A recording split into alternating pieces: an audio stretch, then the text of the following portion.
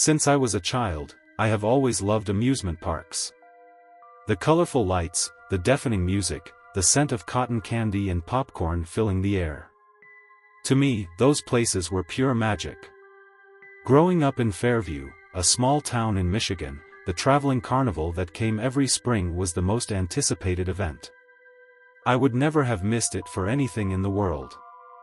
Yet, there is a memory that still haunts me today. One night that forever changed the way I look at amusement parks. I was 11 when it happened. It was April, and as always, the carnival had arrived in town. But this year, something was different. There was an attraction I had never seen before. A huge black and red tent with a sign that read, "Gideon's Labyrinth." This immediately intrigued me. I asked my friends if they wanted to come with me, but no one seemed interested. "It looks creepy," said Mark. "I'm passing." But I wasn't the type to back down. So, without thinking much, I paid for a ticket and entered. The inside was dimly lit, with funhouse mirrors everywhere and distorted sounds echoing off the walls. The further I went, the more impossible the maze seemed to decipher. After wandering for a few minutes, I encountered a figure at the corner of a hallway. It was a tall man, dressed in a dark suit and a top hat. His face was pale, almost unnatural, and he smiled with an expression that sent chills down my spine. "Welcome, boy," he said in a cavernous voice. "Are you lost?" I swallowed, trying to sound brave. "I think so. Can you help me get out?" The man tilted his head, his smile growing wider. "Sure. But first, a question: have you ever wished to live in an endless dream?" A shiver ran down my spine. "No, I just want to go back to the amusement park." The man shook his head and gestured with his hand. Suddenly, the walls of the maze seemed to move on their own. Behind me, the path I had taken had changed. I was trapped. My heart began to race. I ran away from him, ducking into a narrow hallway. I ran, but every corner seemed to bring me back to the same spot. Then I heard his voice, whispered but clear, as if he were right behind me, "You can't escape, Oliver." How did he know my name? Anxiety suffocated me. I noticed a door at the end of a hallway. Without thinking, I threw it open and found myself outside again. The carnival was still there, crowded and noisy, but the feeling of danger never left me. I turned to look behind me and saw the man with the top hat standing still at the entrance of the labyrinth. He stared at me, unmoving. I felt suffocated and ran towards the exit of the carnival without looking back. I went home that night with my heart in my throat, unable to explain what had happened. The next day, I returned to the carnival with my friends to show them the attraction, but Gideon's Labyrinth was gone. In its place, only an empty area with trampled ground. I still wonder if it was all just a figment of my imagination, but every time I think of that man and his gaze, a chill runs down my spine. Since then, I've avoided every maze at amusement parks, and whenever I see a man with a top hat, a deep instinct tells me to run as far away as possible. In the days following that event, I couldn't sleep well. Every night, I felt like I heard whispers in my room. Strange noises, light footsteps in the hallway. My parents told me it was just suggestion, but I couldn't believe it.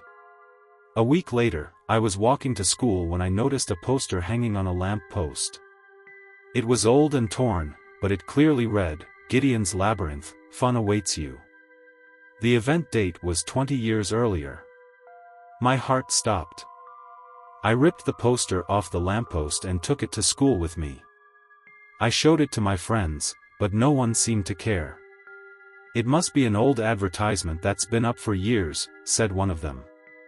But I knew it wasn't. Months passed, then years. Time seemed to have erased that night from everyone's memory, except mine. Growing up, I tried to rationalize what happened. Maybe it had been a dream, a trick of my mind. But there was one thing I couldn't explain. In my drawer, well hidden under old notebooks, was still the ticket for Gideon's labyrinth. Yellowed, creased, but still perfectly readable.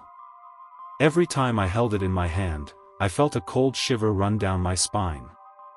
And still today, when I hear about amusement parks, I wonder if somewhere, in some other city, that black and red tent has reappeared, ready to welcome another curious visitor. And if that man with the top hat is still waiting. Maybe, one day, someone will find an old ticket, enter the labyrinth, and experience something like I did.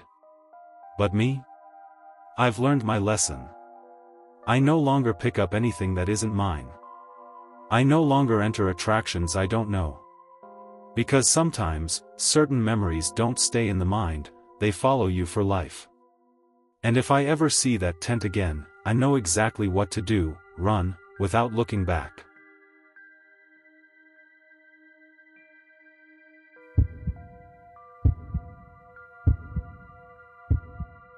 Starting a new job always brings a mix of excitement and anxiety. When I took a summer job at an amusement park in downtown San Francisco, I was just trying to earn some extra cash before heading back to college for my final year. The park was the usual collection of rides, games, and food stalls, but the real attraction was the haunted house. During the day, it was just a fun house, but at night, it transformed into a real ghostly labyrinth. The building was solid, a former Victorian mansion, probably once owned by a wealthy industrialist. I was assigned to manage the haunted house, which was very popular among visitors. It seemed like an easy job: greet guests, make sure they had fun safely, and watch them leave. At first, everything went smoothly, but soon, I started noticing strange things. It all began with small discrepancies. I counted 10 people going in, but only 9 coming out. I thought it was my mistake. With all the screams and laughter in the background, it was easy to lose track. But as the days went by, the numbers kept not adding up: 6 went in, 5 came out, 8 entered, 7 exited. Was I losing my mind? Something wasn't right, and I couldn't ignore it anymore. One particularly busy afternoon, a red-haired girl caught my attention. She was incredibly striking and seemed out of place in the childish atmosphere of the amusement park. She couldn't have been more than 2 or 3 years older than me. I'm not the type to stare at people, but there was something magnetic about her. She smiled, handed me her ticket, and I directed her to the entrance. As she disappeared into the darkness, I went back to my work. I started paying closer attention to who entered and exited, hoping to see her again and find the courage to talk to her. But after a while, I realized that those who had entered after her were already coming out. She, however, was not. Time passed, and I began to worry. She should have been out by now. Driven by anxiety, I closed the entrance door and went inside to look for her. I wandered through the dark corridors until I noticed a crack in the wall, something I had never seen before. Curious, I pushed slightly and heard a click. I kept pushing until a secret door opened, revealing a dark tunnel. What the hell was going on? I thought about calling my boss, but something compelled me to go inside. I turned on my phone's flashlight and stepped into the narrow passage, my heart pounding. After a few meters, I found another door. I pushed it open, and to my surprise, I found myself outside, behind the building. I sighed in relief, thinking maybe this was the explanation: those I hadn't seen exit had simply found this alternative way out. But when I turned to go back inside, I felt a deep sense of regret. I had lost my chance to talk to the girl. Instead of returning to work right away, I decided to explore further. After checking a few rooms, I found another crack identical to the first. I pressed it cautiously, and the door opened again. But this time, the air was thick and nauseating. In front of me, instead of a corridor, there was a staircase leading downward. But the house didn't have a basement, or at least, that's what I had been told. A shiver ran down my spine as I wavered between fear and curiosity. Then I thought of the girl. What if she was down there? As I descended, the smell became unbearable. When I reached the bottom, I found myself in a dark, silent tunnel. It couldn't be part of the house above. My mind screamed at me to turn back, but something forced me to move forward. The beam of my flashlight illuminated something on the ground. My heart skipped a beat, a dark purse. I picked it up, turned it over, it was hers. A wave of terror crashed over me. If she had made it this far, why hadn't she escaped? I shouted her name into the tunnel, but all I got in return was my own echo. Then I heard something. Footsteps, quick, getting closer. Panic surged through me. I turned to run, but I tripped on the stairs and fell hard. Gasping for breath, I braced for the worst, but then a voice broke the silence. "Help me." It was her. I recognized her voice instantly. She emerged from the shadows, terrified. She begged me to follow her, but something felt off. I grabbed her arm and pulled her with me toward the exit. As soon as we got out, I slammed the door shut.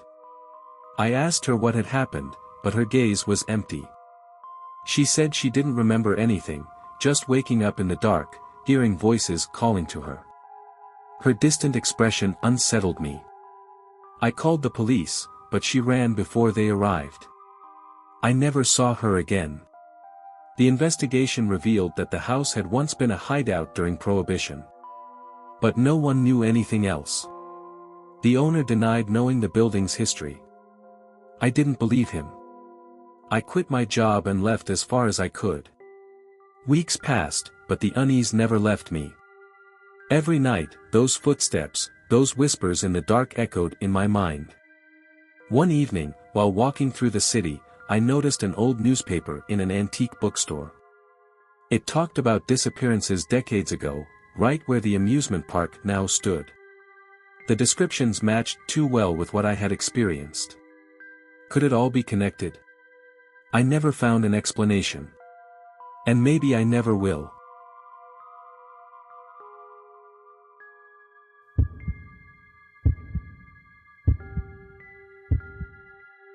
I hate carnivals. I've always found them noisy, chaotic, and overwhelmed by a crowd that makes me feel uncomfortable. Even though I've been often in the past, every year it always feels the same, a repetitive event that has never sparked my interest. But my aversion to carnivals grew significantly after one evening I'll never forget. It was a carnival like any other, held in our town. I didn't plan on going, but a couple of friends convinced me to join.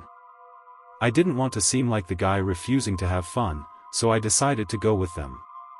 Deep down, though, I couldn't wait for it to end. As soon as we arrived, the usual chaos. Lights were flashing everywhere, the rides were making noise, and children were running around.